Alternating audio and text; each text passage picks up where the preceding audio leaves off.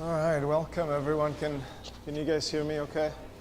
Oscar, we were talking with Oscar a couple minutes ago. Just want to make sure that the audio is fine. All right, awesome. All right, so Arya, I'm Alex, first of all. I'm a coach here at ROBOLABS. So Arya is feeling the pressure of the Ri3D, and so he won't be actively talking. So it's going to be primarily me and Max, and we're going to have some help from other students. But in the background, you can see that the building is going on. So all the brainstorming and everything, you'll be witnessing that. So let's see. I think, do you have anything you want to start with? Well, I was asked earlier by one of the students about the comparative weight of the tri-balls in comparison to other game objects that the Game Design Committee has had us throw previously. So I did take a quick look. The tri-ball is approximately 2 times the weight of the balls from Turning Point, which were those little yellow ones, but it's about 40 to 50 grams lighter than the change-up balls and almost exactly twice the weight of the Nothing But Net balls. I found that interesting. Yeah, nice. That is interesting. So in terms of updates, we've been working on a drivetrain, and then for the climbing, we're looking at linear slide.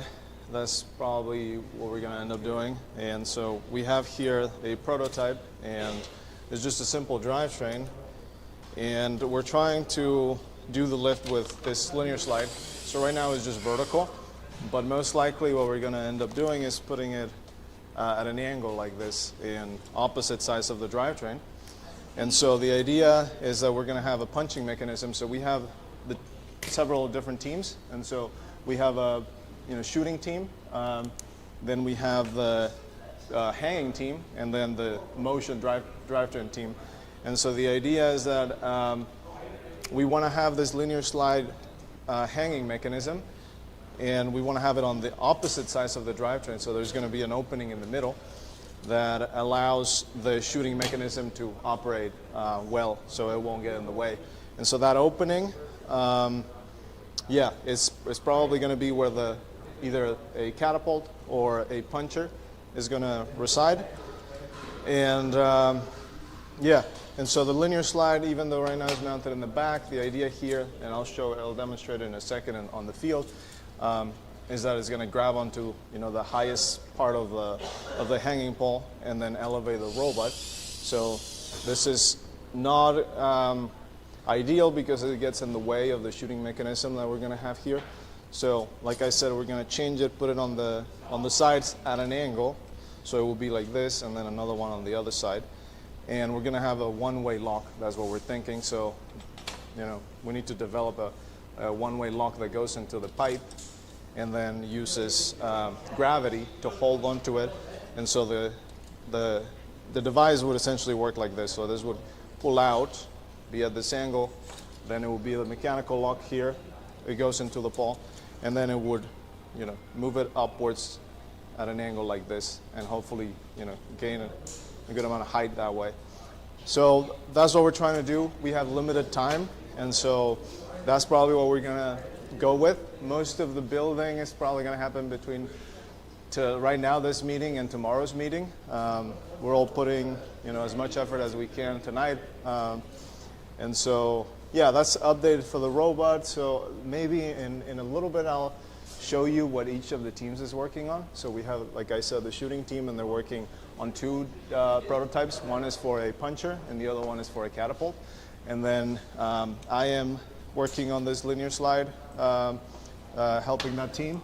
And then we have the drivetrain. So we have 2 drivetrains for now, and then we're going to settle with one. So either this one right here, which in a moment I'll go in more detail and talk about the RPM and the rationale and the gear ratios that we're using. But we also have an elevated drivetrain that I'll show in a second as well, that we're thinking. And so one of those 2 is going to be the one. But I think we have a pretty good idea now of how the end up, the final product is going to look like in terms of all the systems. But But yeah, so you want to We were chatting earlier, and we were talking about the elevation, remember? And we noticed that the elevation height of I and J are actually higher than the pole, elevation pole itself. They go above the yellow cap, which would indicate if you're holding the elevation pole in any way, you can't achieve I or J. Yeah. So if you look in the manual, you notice that the only robots that are ever shown achieving I or J are robots that are sitting on top of their alliance partner. So one robot is holding onto the bar and is only able to get to about height of H, but the robot sitting on top of them therefore has the lowest point somewhat above. Whoa, guys! Anyway. Put the robot on the floor before you try and drive it. So that's a separate robot that we were getting parts from. It's not one of the Ri3D robots, so we're fine. Anyway, so yeah, you were saying. So this is a very important point. I think is going to be really relevant, down the line. So what she's saying is that basically the last two, right? I and J. I and J. So I and J are essentially higher. So you can see there in the ball, I and J are essentially higher than the top part of the pipe on the field. And so if you're grabbing from the pipe on the field, you're by definition, the highest you can go is H. Even if you found a way, so in the case here, to flip upside down or something, it's all good. It's all good. This is why we use shaft collars. It's all good. So if you find a way to flip upside down and you have it up like this, you're still going to be most likely an H. And so how do you get to I and J is what Max is bringing up. And so at that point, a second robot the second on top robot. of you. So this robot essentially becomes a platform for a second robot to be on top of. Which would indicate that you're going to have to, if you're going to be ever aiming to get that I and that J, you're going to have to be thinking about your ability to lift both your robot and your alliance partner's robot. So essentially doubling the weight of your lift and also having to figure out the track system to get your other robot on top of you. Exactly. And so right now we're not thinking We're about not going to be tackling that right now. No. Yeah, so right now, a win would be just to grab as high as possible, so H, and then find a way to lift the body as high as we can. And then if we achieve that, within the next 12 hours or so, then we can think about maybe flipping it. So do what I just did where all the gears drop down. So having some sort of like turning mechanism that flips it, or a pivot point in the other direction that brings it up like this. So that's what we're thinking, but we're not that ambitious for now. We just want to be able to grab and then lift it up. So I see it's getting to about D. Yeah, that's probably right. D or E. D or E? Yeah, we can shoot for that. So earlier on the call, Oscar was sharing his screen and showing a few ideas. So he was showing some IQ robots that hang, and for that hanging, it would be on the lower pipe, right, Oscar? So the horizontal one. The horizontal as opposed pipe. To the vertical. So I think if you want to share, Oscar, what you had, you can share your screen. You should be able to, and you had a video from an IQ robot hanging from the horizontal pipe. And so we just wanted to make that distinction that we are not aiming for that one, rather the vertical one. And maybe if you, okay, so you're showing it. Do you have any ideas on how to do for the vertical pipes and your experience with IQ? Just put a railing and the top of the pipe. I think that's it because it's so easy. I was thinking in one kind of swimming or and this thing because it's easier. It's like it's 2 seconds. Yeah, very fast. Yeah, nice and simple. It's pretty quick. What is? So if we were trying to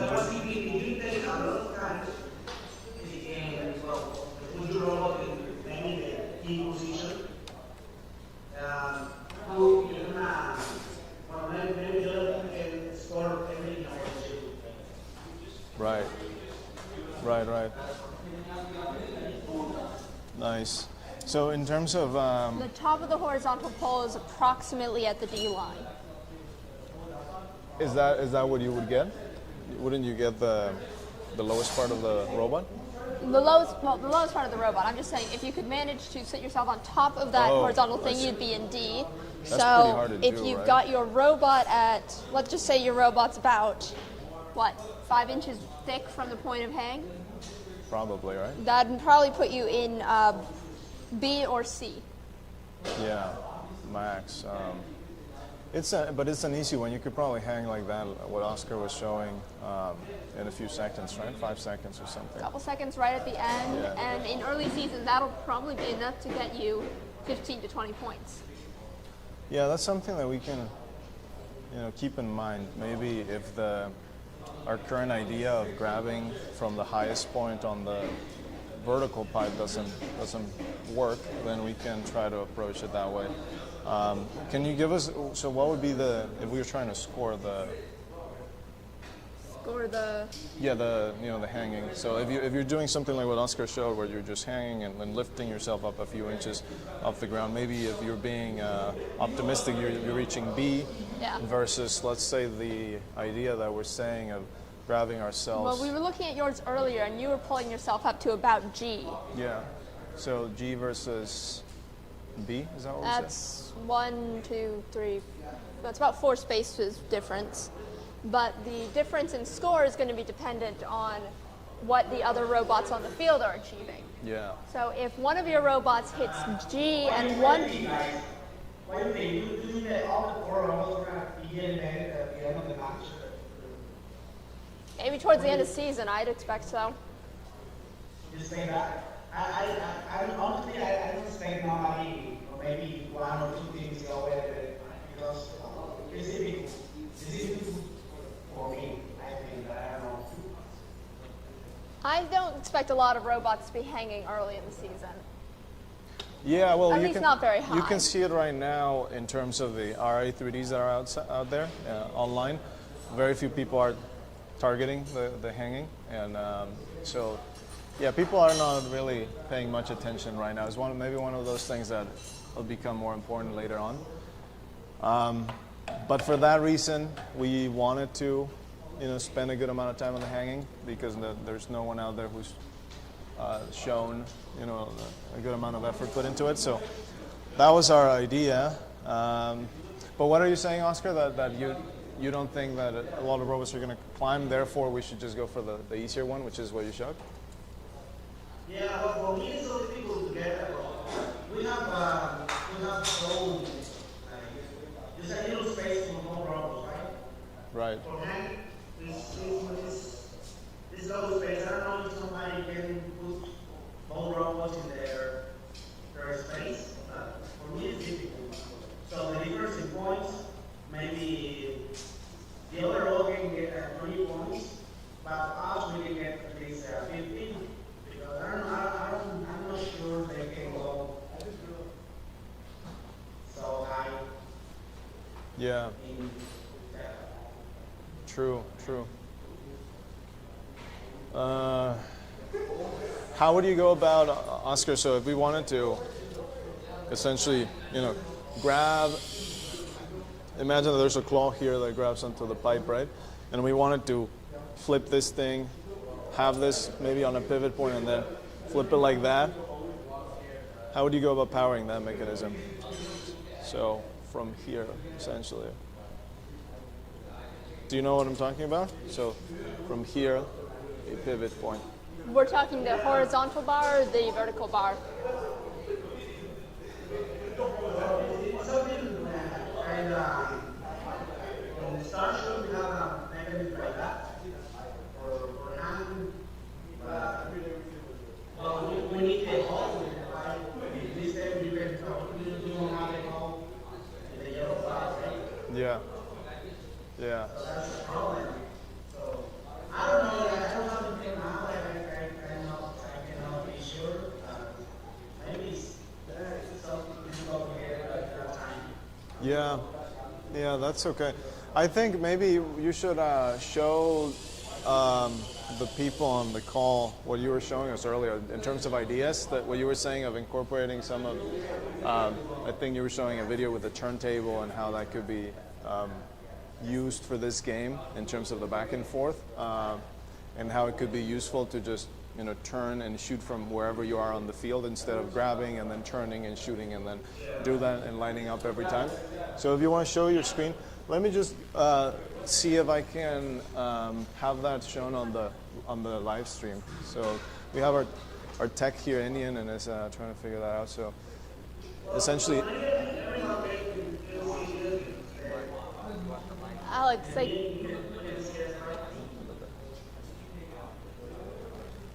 yeah, we can see it in Zoom. we can see it ourselves, so it should be fine. Okay, my idea is practically there's a simple robot, a simple but fast robot. I mean, 6 motors in train and right train, 1 motor in the shooting, maybe it's a catapult or pusher, I don't know right now, but something like that. A full shooter, and some people, I'm not sure if it's yours. This to take all the 3 multiples, remember 1 time. We take all the vehicles, try to launch them. They don't launch, they don't launch. The only difference, the idea that we have in my team is something faster because for the robot, we need to turn all the robots, all the right time to score the 3 multiples and the other part of the pool. So I was thinking something like this, and like you say, something like this we use in the system.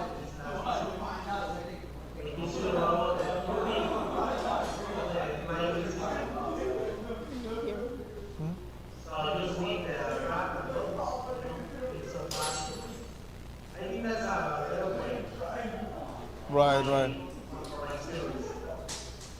Yeah, that makes sense, especially by the end of the season. So I guess, so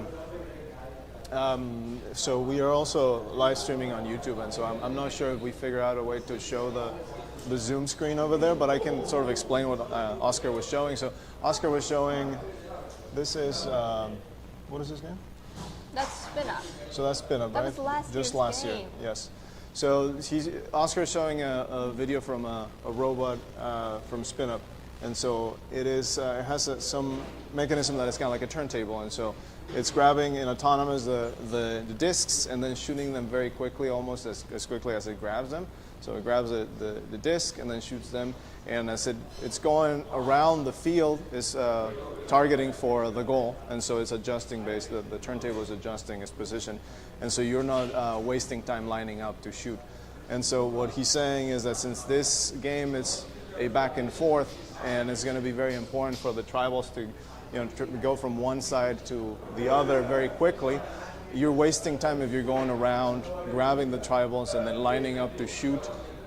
So if you add up every time you're like lining up, then you're wasting time because as you know, the driver has to adjust for that. And so instead of you could have some mechanism, a turntable of sorts that as you're grabbing the tribals and you're moving, then it's always facing the opposite side of the field, and so it's shooting them, and you don't have to line up effectively as self-lining to face the opposite side of the field.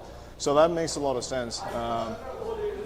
But for early on, I'm not sure that is, the level of complexity there is probably not what we're trying to do in an Ri3D, but definitely down the line is probably one of the most efficient ways to go about it. Yeah, thank you. Thanks for sharing, Oscar. All right, so we have some of our students here who want to share. So I think, Anirudh, you're going to come, right? So come over here. You're going to share some of your ideas. So I'm going to give you my mic. You can introduce yourself, say who you are, what you're up to, so put it like that. And then say whatever you need to say, whatever your team has been working on. Do you want to grab his robot? Okay, so should I talk about like what I'm trying to do? That's the camera. I'm Aniwid Sara. I'm on, wait, what's the new number?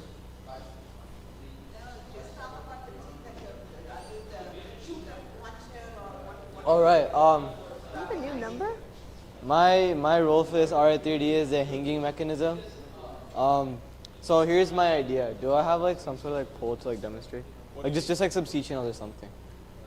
How about this one? Yeah, that's We have C channel there. okay. Yeah. Okay. So you can imagine this as like the hanging tower, right? Like the pole, right? So what I was basically thinking of was like you have like some sort of like 4-bar that's like originally starts off like this, right?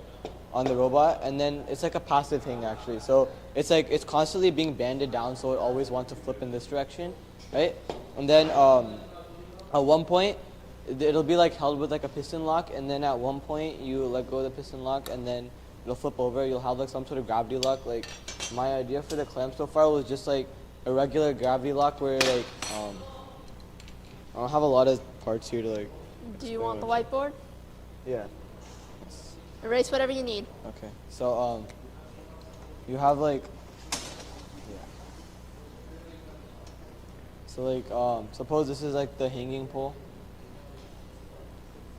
If you're like it's like some sort of like hollow object like this. It's like at an angle, so it like actually like gravity locks downward, and then you have like the 4-bar here, right? And then once it locks on, the rubber bands, it should be like, if any of you guys have seen like the 4-0 to be kaboomers, like this similar concept of like releasing the rubber bands, but instead, once you're on the actual tower, it locks on and then it pulls the robot up like this. So like, and it's just solely by rubber bands. And this is pretty cool because most people have been like trying to like utilize motors for this. So you'll have like a whole leftover motor, so like you can do like, at least like for my robot idea so far, it's just been like 360 RPM on 3.25 inch wheels for my drivetrain, and then two 5.5 motors as like a change of style intake, and then a 1 motor like flatapult, which is like a catapult, except it's facing downward, so like you have gravity working with you, it's like not working against you, like spin up, and then one more flatapult, and then a passive hang. So yeah. Yeah, that utilizes their new addition to the rules about motor limits, which when I Yeah. started it was 12 motors because we had the little green guys. These days it's 8 motors until now when it's 88 watts. So you can utilize both these big guys that are 11 watts Yeah. and these little guys which are 5.5. Yeah. Exactly. Yeah. It increases the variability of how you want to organize your motors. Yeah. Exactly. Am I done?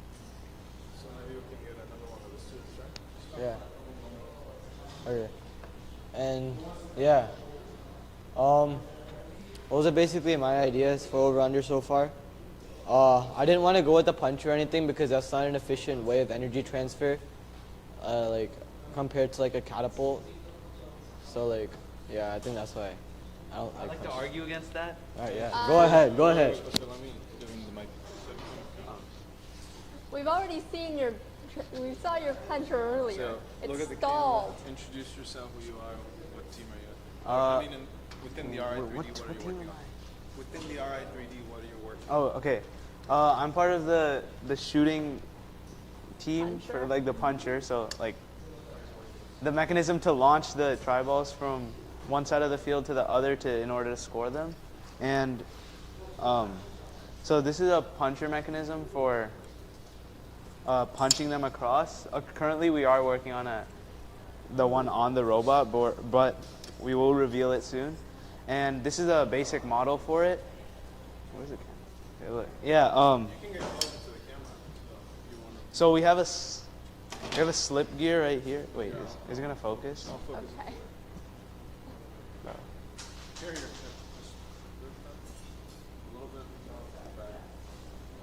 All right. Yeah. This is a slip gear.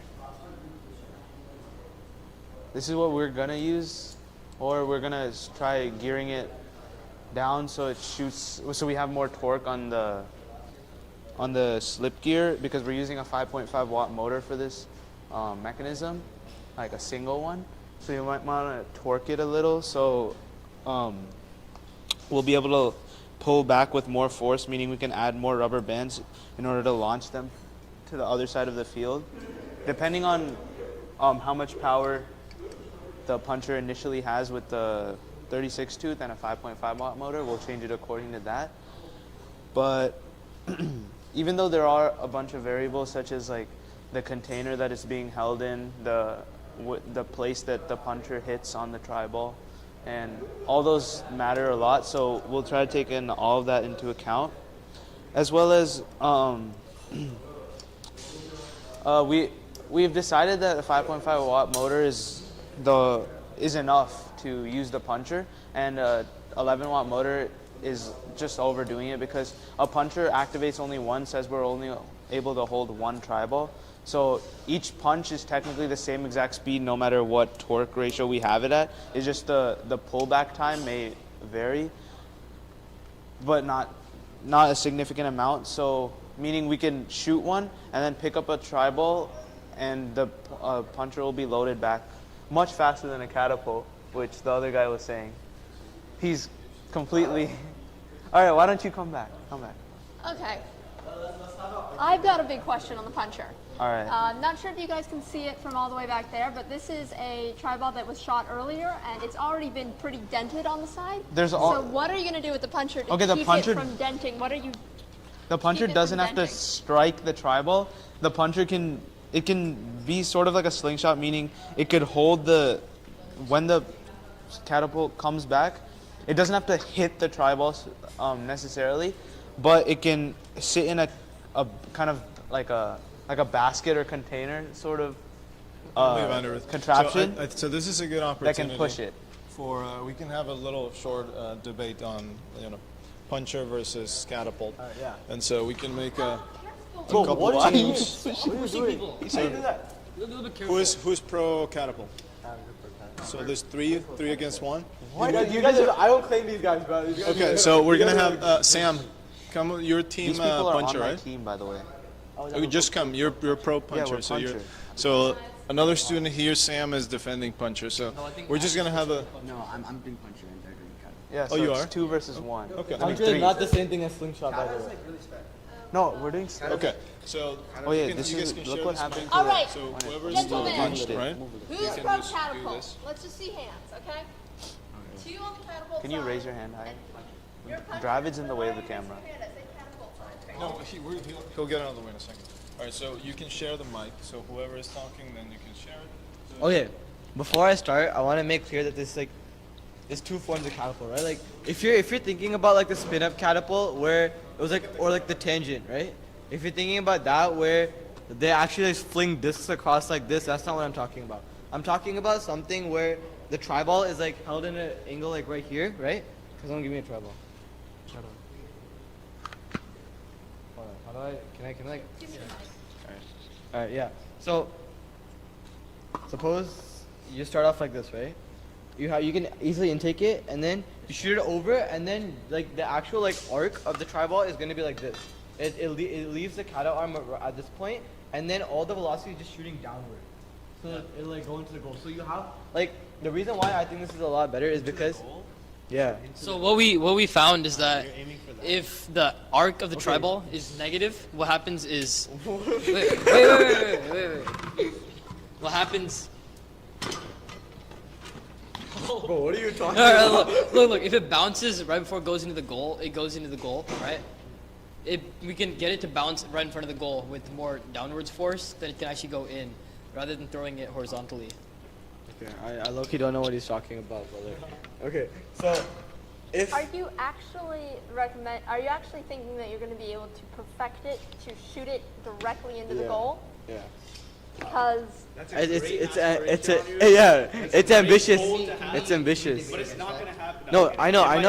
okay, No. hold on, let him finish. Okay, listen. I know that it's not gonna happen 100% of the time. Okay, like it's gonna be like a 60% chance of happening. But I want it to be there. I just want it to be there as an option, just because you're gonna be shooting so many tri-balls from across the field. You're guaranteed at least like 60% of them go in, like if it's accurate. Also, That is a good idea because you can get auton win point. So if that actually works, maybe we'll switch to catapult. But for now, I think these puncher guys- is more efficient. Okay, I I, started think there getting it might over. be a little confusion over the Auton win point. I don't know, he's dumb. But okay, listen. Last year as well, I Why started do you off think with you need to shoot across the field to get the auton win point? solo win point. I meant solo auton win. No, even so you Okay. can push one of the three field ones. Okay, just to clarify, to get the autonomous win point, you need to I put just woke up. an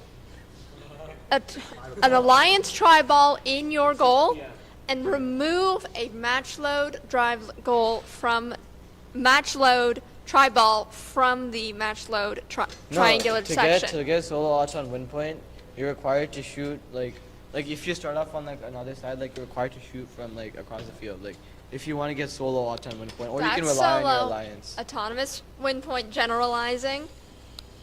Yeah. So I have a question for you guys. So how does it feel to have more options available when it comes to picking your motors now that you have the 5.5 available? I like it a lot because like before, in Tower Takeover, like you could see how teams they had to like split their motors across like one motor on one side, one motor on the other side because like two motor intakes because like they needed torque on like each side, right? But like now for like these chain up intakes, you can just do two 5.5 watts, and like that's clean. So you can just like split up your motors in like into like different tasks, and you don't have to rely on pistons as much anymore. So what are you trying to achieve with that? I wanted to prototype the hang mechanism. Let's see. Yeah. Yeah. I think I just explained it. Like 30 minutes ago. Like the first time I came on here. Yeah. Oh yeah, again, like it was that passive hang where you like hang onto it and then it's just rubber bands. Like once you let go of the piston lock, the rubber bands pull up the robot. Yeah. What concerns do you have about the rubber bands slowly letting the robot go back down? I don't think it needs to go back down when it's hanging. No, I mean that rubber bands are going to slowly give out. Oh, you can just replace it. Like Yes, that's what I but did what are instead. you going to do to lock it into place in the hang? It won't like It'll have a it's always gonna have like it's it'll always gonna have a force. stop, right? No, it's always gonna be pulling down. Like there's always gonna be so much damn force from the rubber bands. Like if the lift is here, the banding is gonna go from here all the way down here. So even when it's up here, there's still gonna be force being applied. So like once it's gravity locked, it's yeah. It's true. Okay. Yeah.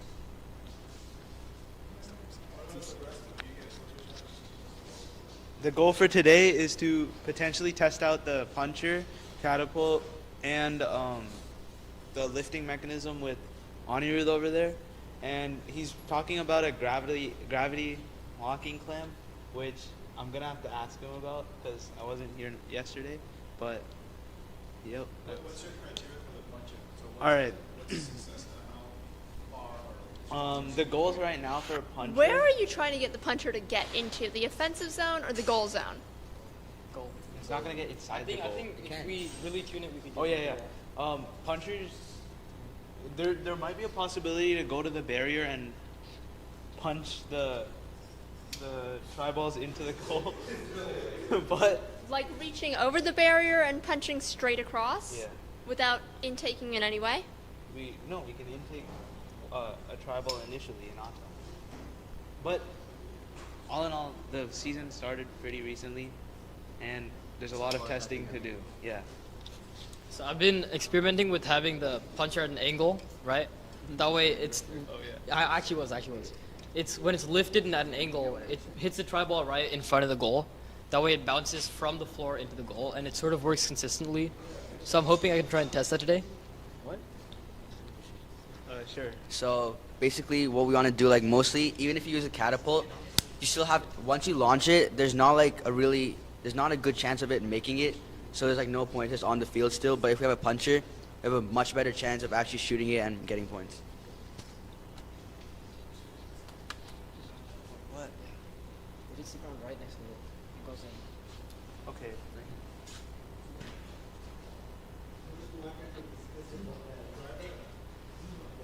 Oh yeah. Can you? Yeah. Hey Alex, could you grab this one?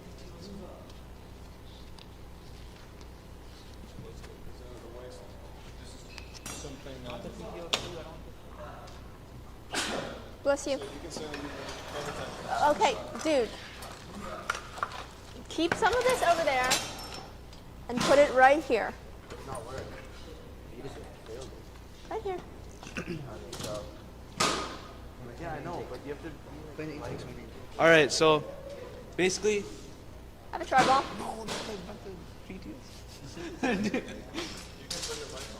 Oh yeah. No, we're both gonna talk. Okay, so this is our intake. So we have 2 flex wheels on either side, and it's flexible. It can go back and forth, or not back and forth, like side to side. So wait, get it. Try. Oh, thanks. I'm offering you a try ball. So when a dry ball comes, this will actually like open up, push the dry ball in. And while this is spinning, while it's spinning, it just intakes it, and it like puts pressure on the dry ball, and it brings it up to plexi. There's gonna be another level. And we're gonna put plexi here, This is plexi. right there, It's supposed to be right there. So this is supposed to be hard stopped a little bit out. We haven't done that. It's supposed to be hard stopped a little bit out, so it's able to like just like roll onto the tribal, and then intake it. Right now we don't have the hard stop built, so we're still testing that, and we want to put essentially one 5.5 watt motor that attaches to each of these, plus another 5.5 watt motor for the second stage, in order to get it into the puncher, catapult, or any other mechanism like that. And on this robot, we have a 2 motor PTO system for the drive, from 6 motors to 4 motors, 11 watt, all 11 watt currently. And this PTO works by shifting a 60 tooth gear from the drive to this separate gear that's connected to both sides. And this can actually power a catapult, the lift, any mechanism that requires like a lot of power, such as maybe the catapult if you want to have like a fast reloading time and strong shot, because you need to shoot from a far side, kind of like pretty far away. So in which situation or scenario would you send all the power to the drivetrain and not shoot?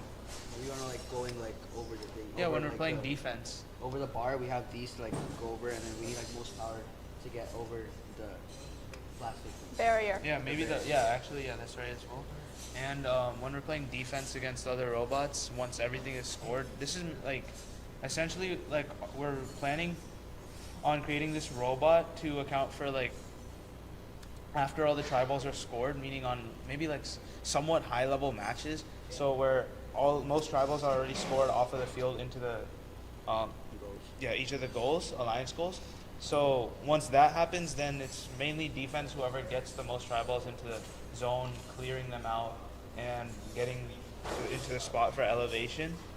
All that, like taking into account, we are able to push other robots aside and play a good defense. But since Anirudh was talking about a passive climbing mechanism, we might not use this mechanism for on the elevation system for endgame, and we might resort to using it for a different system, such as, like I said, catapult, intake. Cascade. Yeah, that's for the elevation. So that's different. So all in all, this system, it can be versatile for any 2-motor system, 1-motor system, and essentially make a 6-motor drive, 4-motor drive, and it's not very problematic so far. Well, let's see if we can get some wiring and a brain on there, and you can show us how well it gets over the barrier next time, okay? Yeah. We should work on that. We should work on Oh yeah, should I talk about these? that. Ali did. Yeah, you did. You did mention your skis.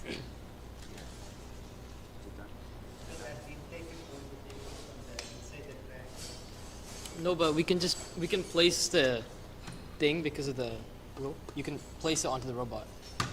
As long as the robot is in contact with Yeah, we the just- Right, that's match load bar. So we can just contact from like. I mean, in theory, we could we contact can backwards, contact it from the back and then you could place it directly into the catapult basket and have the catapult keep launching. Yeah, I don't The think intake is for field, is for like on the field. Yeah, I don't think we'll On be field able out. to actually go inside. Yep. Yeah. Oh no, for the corner, we can just place it on the robot. That's in the robot. Yeah, you, For Auton, what we could do we is can also go back to the side and place into the robot. no, the one in the Auton That won't starts. get you the win point though. You have to take it out.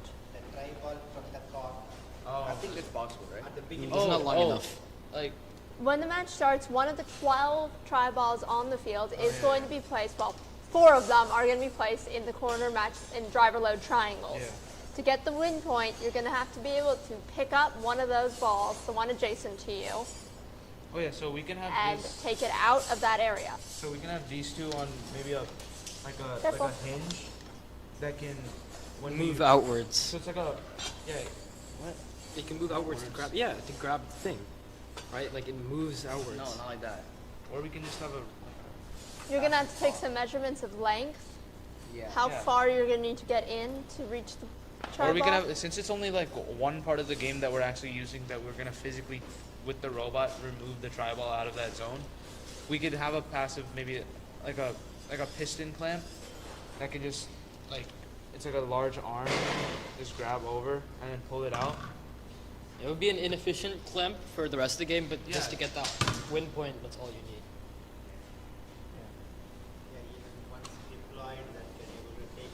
Yeah, and then Yep. we're never gonna use it the rest of the match. Okay. No, it's not needed. You wouldn't need it. Needed, but we could sleep. But the idea is you would only use that for the Auton win point. Yep. Would you be able to use this intake? Have you measured out whether or not you could use this intake to potentially de-score? Oh yeah. From the goals? Like, So once when we were deciding our intake, we were comparing between two ideas. The change-up intake that we did because it has the possibility to de-score, or the other option would be like a roller on top that would just suck it in, which although a roller would like require less motor power, yeah, de-score. roller can de-score, so that's why we chose the change-up Yeah. intake. Will that fit under the goal beam? Yeah. It should, yeah, Okay, I don't we think it has to tested go that. like all the way though, right? it does. We Because did it- So while spinning. we established yesterday when we were talking that most of the time, 90% of the time, your scored in goal tri-balls are going to be safe. Should your opponent ever be in a position of double zoning, Yeah. potentially de-scoring is something you might want to consider. Yeah, I mean, double zoning, like with higher and higher level matches, aside from like local tournaments, like for regional tournaments. double zoning is not going to happen. Yeah, double zoning is really not going to happen because they're going to be doing one. There's going to be one alliance person launching, doing match launching, one and then person one doing scoring, scoring, right? So essentially, it could happen near end game, and that's why defense is actually like it's a very important skill to have with your robot. Like meaning your robot should be capable of playing good defense and pushing the robot around. And I feel like until people figure out how to shoot them directly into the goal, double zoning is not going to be really happening much. yeah, double zoning is not going to be a major situation to account for, but in local tournaments, like I said, we should always account for double zoning and be able to de-score the tri-balls. At least have a system to efficiently de-score them. Essentially we would want it with our intake system, meaning our intake system would be able to both de-score and score efficiently without having a separate mechanism to like add weight, pistons, air power, maybe even a motor. But all in all, we want to de-score efficiently plus score efficiently, especially during the local tournaments where it's not going to be as competitive.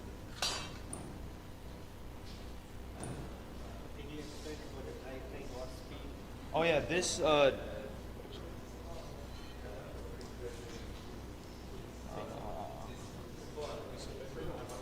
it's What motor is this? Like, what is that? That's green or blue?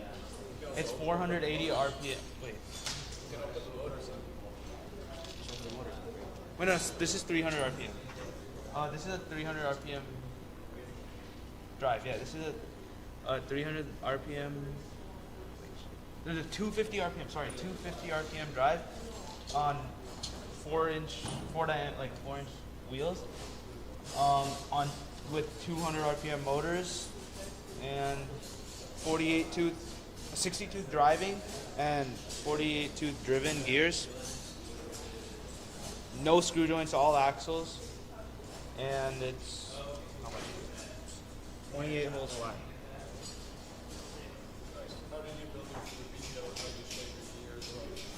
The PTO system I CAD'd out like before finals started, so I don't have it with me because like I CAD'd it like a little bit a while ago.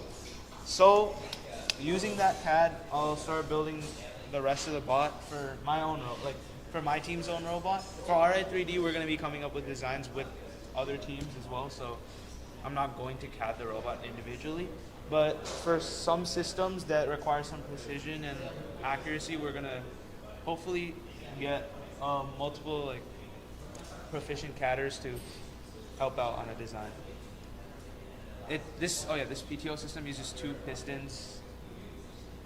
We initially used single acting pistons, but we're just using double with 1 valve on either one because the single acting is slightly longer than double acting, which I did not account for in the CADs, but I changed it now in here, so it works.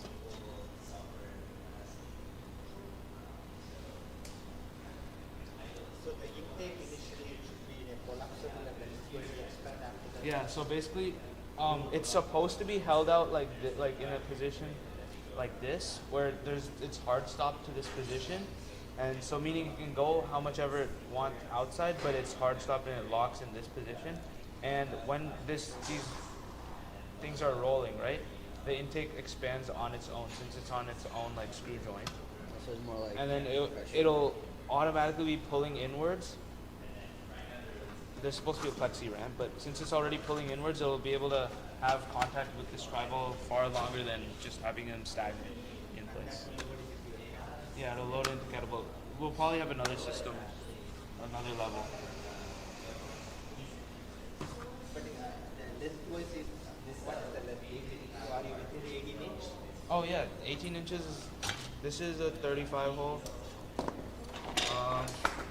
and then 36 out here.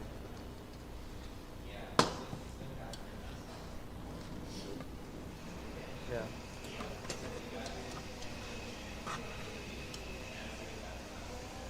I mean, in any way, like, this does not have to be that long. It's It can be pretty much in size, and I promised all the Ri3D robots I'd give them a ½ inch leeway because they're rushing. Yeah. I mean, But I would say This that isn't an Ri3D. ultimately you would need to take it in by about 1/4 inch.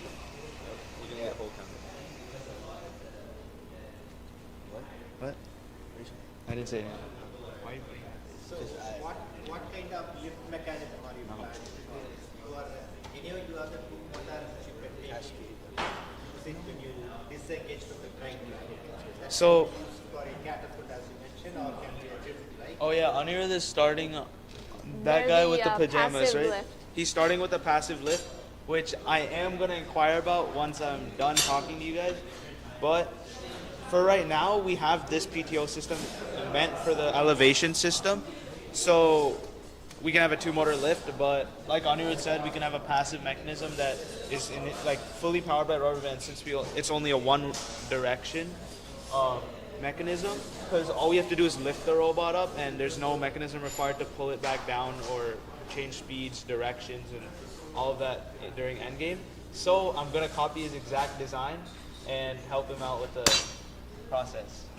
And you've only used 66 watts so far, so you still got either 2 big motors or 4 little motors. Yeah, I have 4 little motors. So I want to use 1 motor for a catapult / puncher / slingshot, any sort of shooting mechanism, and then 2 5.5 watt motors for the intake system. You can also use the 4-bar mechanism using those 2 motors if it is disengaged from the right, Yeah, for your lifting mechanism. yeah, exactly.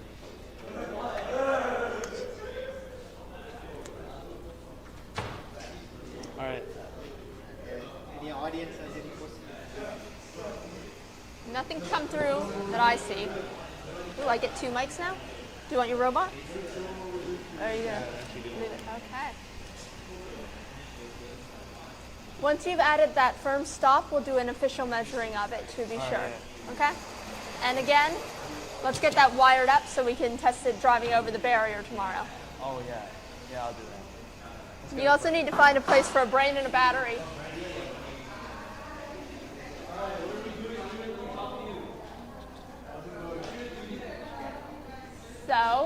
probably for tomorrow, out of that robot, we'll be seeing them try and drive over the barrier, which I'm looking forward to. We've seen a lot of robots try that, and not all robots have succeeded. What's that? We'll also get a more accurate measurement on him. On who? Huh? On what? What did you say? He's going to add the hard stop so that we can get a more accurate idea of the exact sizing of that robot, and he's going to wire it up so that he can try and drive over the barrier so we can see the skis in action. I see. All right, well, let's see if anyone has anything to share, any questions. We're getting closer to answer Oscar's close-up, question, yes, but- I believe those are pajamas. Yeah, but essentially we're all a little bit sleep deprived. We've been working very hard. Most of the progress is probably going to be done between now and tomorrow's meeting. So hopefully tomorrow at 6 p.m. we have something more to show. My guess is that we're going to have the hanging mechanism prototype, and then probably both the puncher and the catapult, and then we can maybe assess with you which one we want to go for. We're building everything modularly, so we have the teams like I said, and so the drivetrain is getting there. Then we have the puncher and the catapult. We're going to pick one of those, and then we're pretty much set on the hanging mechanism that we decided on going with. And so, yeah, we're going to put all of that together. Hopefully we have the modules ready tomorrow. If not, maybe everything incorporated into the one robot. And then, yeah, wiring, everything else that comes with it, and the pneumatics. Are we actually using pneumatics? We were thinking initially of using for the claw, but what else?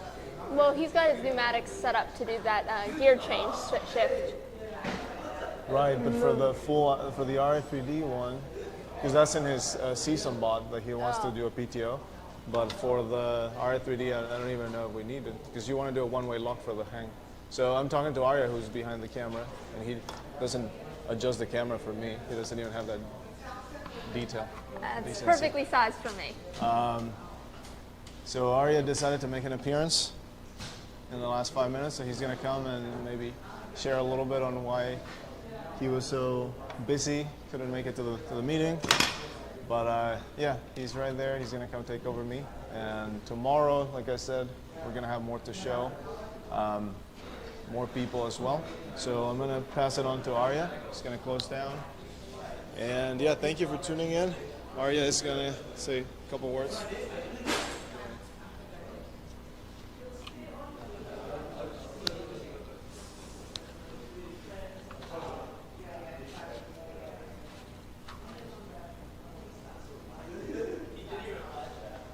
All right, can you hear me? I think it should be good.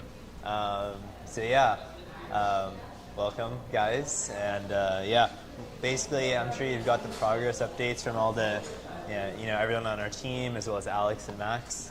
Right now it's just a lot of prototyping. One of the cool things about the Ri3D is that, of course, we have so many teams in our organization, right? And typically each team is doing their own research and development, and there's not always, cross collaboration between teams, right? But with an event like an Ri3D, we can really have people, across different teams coming and working together, and we can, really have like a united, 3 days of just R&D and make a ton of progress in prototyping a ton of different ideas, right? Whereas typically, if you have multiple teams in an organization, everyone's working kind of in silos, and there isn't always that cross-sharing of knowledge. So that's one of the great things about the Ri3D. Like I said, we're testing the waters on like catapults, we're testing the waters on punchers. We've experimented with like the linear slide hanging mechanisms.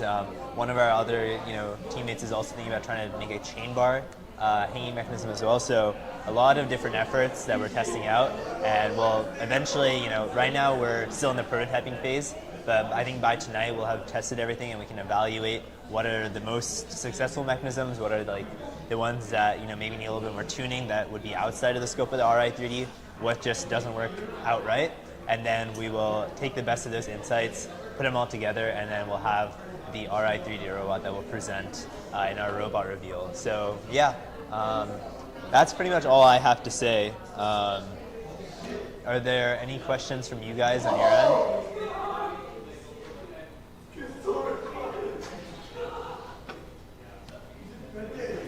If not, I think we can probably wrap it up then. And then, yeah, we'll have our Zoom meeting again from 6 to 7 p.m. PST tomorrow, and that'll be our third and final online brainstorming session for the Ri3D. So tune into that, and yeah, thank you for joining us today. Take care.